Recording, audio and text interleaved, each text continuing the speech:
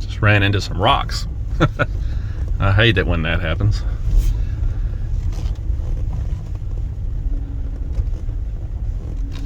Just a nasty, rainy, dreary kind of day out here.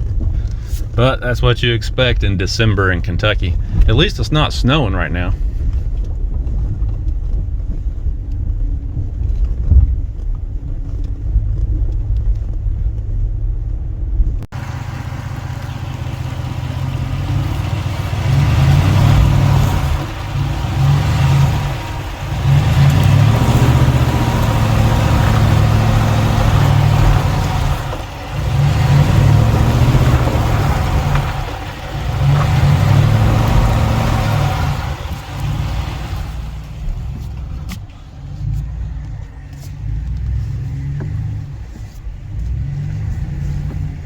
So I'm out here in 4 low, playing around in the mud on purpose, trying to climb some hills, trying to get this thing stuck, trying to spin tires. And the reason I'm doing this is because I'm trying to duplicate the issue that I had with this all-wheel drive transfer case, where it overheated on me in like 30 seconds.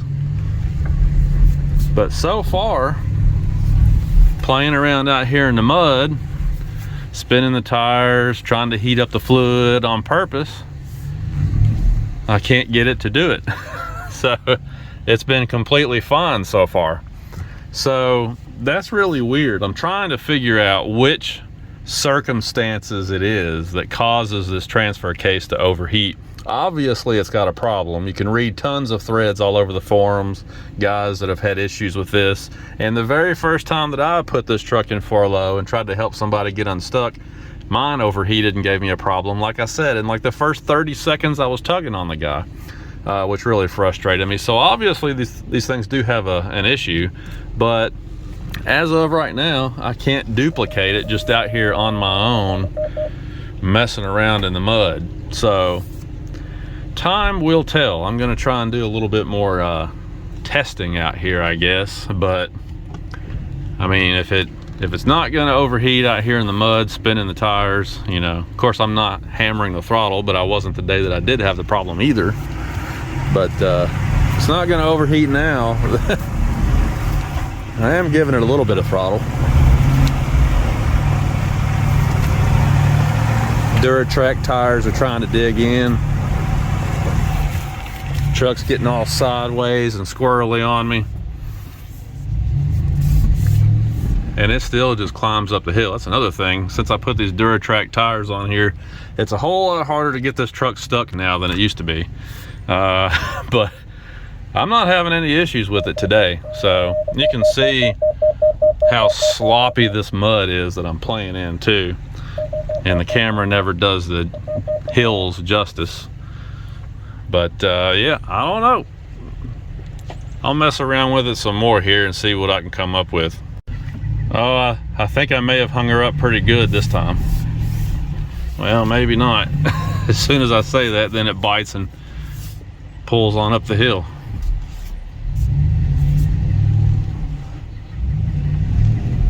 This truck does not have the optional rear locking differential, but I'm gonna tell you what, if it did have the rear locker and these Duratrack tires on it, this would be a pretty bad truck, because I'm trying on purpose to get it stuck and I'm not having any luck.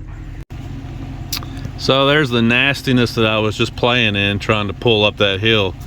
And I was trying to, I mean, as you can see, there's, you know, like some little dips in there. So I was trying to get the tires off camber. I was trying to produce wheel spin on purpose, like I was saying. And this is some sloppy, nasty stuff. Plus it's raining out here today, which doesn't help matters any. And guys, I just cannot get this thing to reproduce that problem. I can't get it to overheat just out here messing around. So I guess that day that I was messing around, it must have just been because of the specific terrain I was on. Yeah, I mean, like I was saying, if you go back and watch that video, what it was is some guys were stuck in the mud. I was up on the lake shore, which has some really loose gravel, And so I didn't think that would be an issue. Since the gravel was loose, I didn't think it would be very hard on the driveline at all. And all 4 tires started to dig into that gravel, and the truck immediately overheated. The transfer case immediately overheated. So I guess it was just something to do with that pea gravel and that, you know, that sandy rock that you find along the lake shore.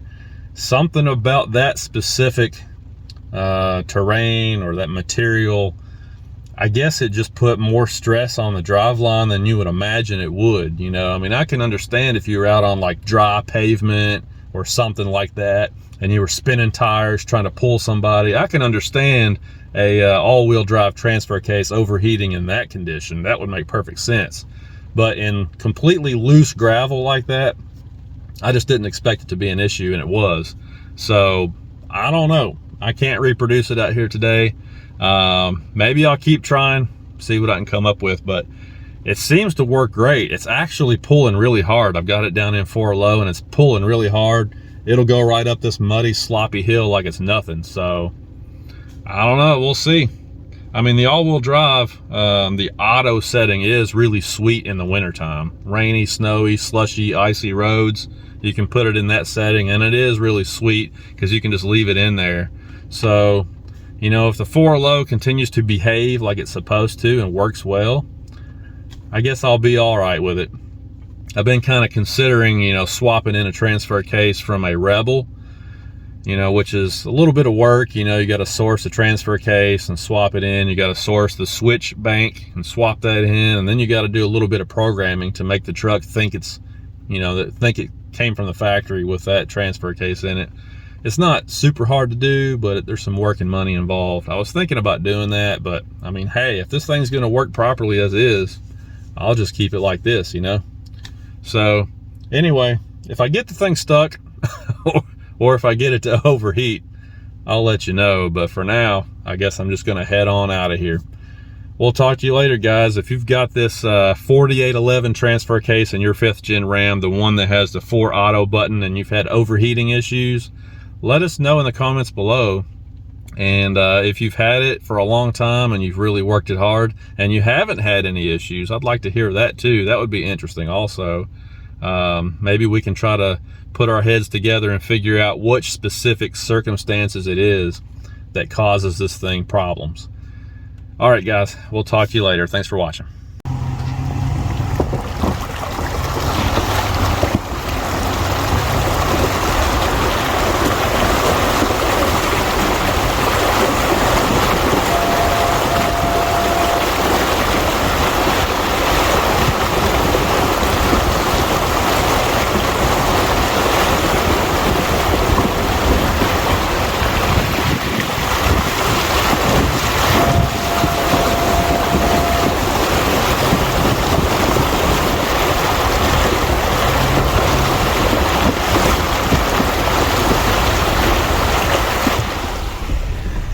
One thing about these new Rams, they have so many sensors and things on them that the sensors go nuts when you go off-road. They don't like it at all.